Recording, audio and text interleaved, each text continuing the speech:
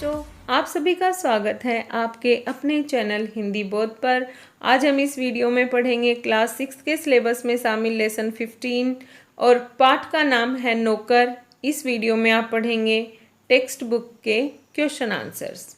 आपके पाठ्य पुस्तक के जो प्रश्न हैं उसके उत्तर आप यहाँ पर सीखोगे। तो चलो शुरू करते हैं हमारा ये वीडियो।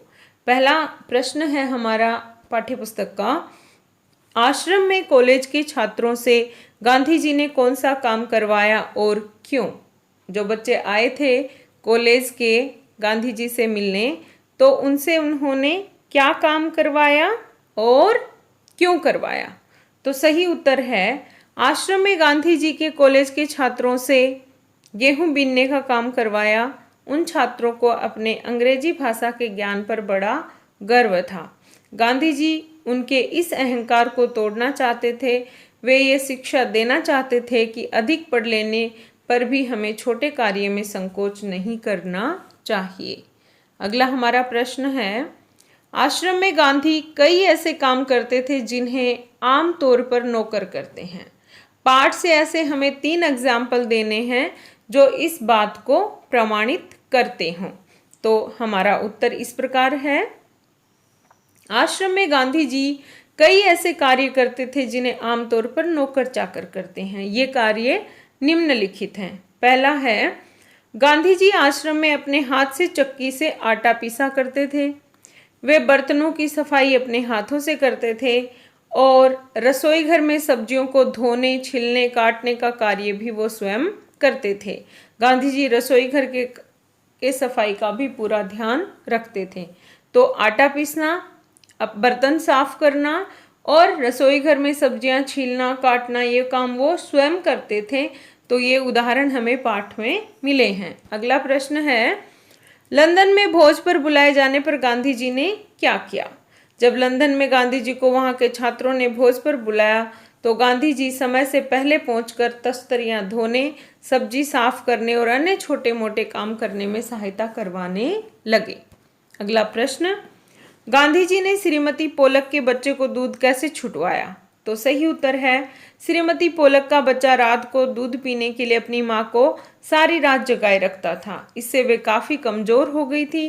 गांधी जी ने बच्चे की देखभाल का काम अपने हाथों में ले लिया।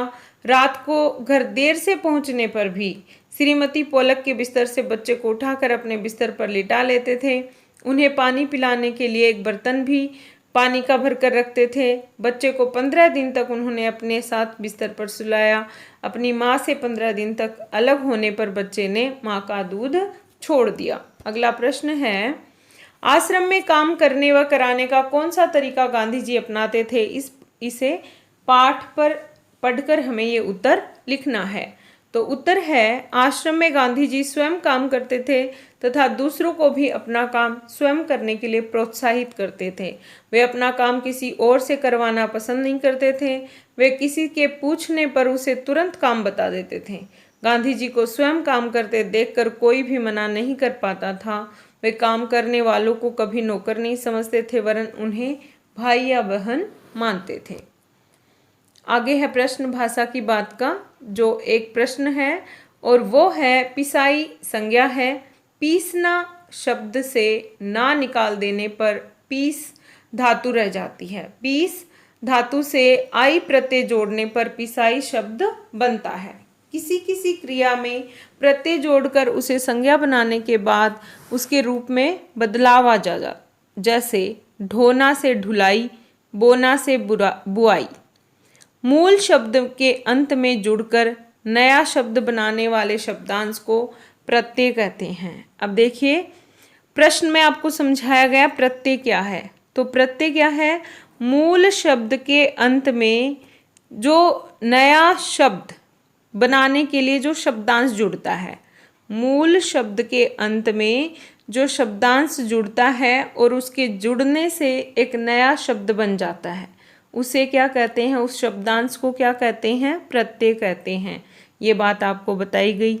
दूसरा, यहाँ बताया गया है कि पिसाई जो शब्द है वो संज्ञा शब्द है और इसमें ये कौन सी मूल धातु से यहाँ पर बना है, जैसे कि ढोना से ढुलाई बन गया, बोना से बुआई। तो ऐसे ही आपको दिए गए हैं यहाँ पर संज्ञा शब्द जिसे हमें बताना है। तो रोपना का क्या होगा, रोपाई का होगा रोपना, कटाई का, रोपाई का होगा रोपना, कटाई का काटना, सिंचाई का सींचना, सिलाई का सीलना, कताई का कातना और रंगाई का रंगना। ये था हमारा प्रश्न उत्तर और भाषा की बात का वीडियो। अगर आपको अच्छा लगा है तो लाइक करें, चैनल पर नए हैं तो सब्सक्राइब करें। Thank you.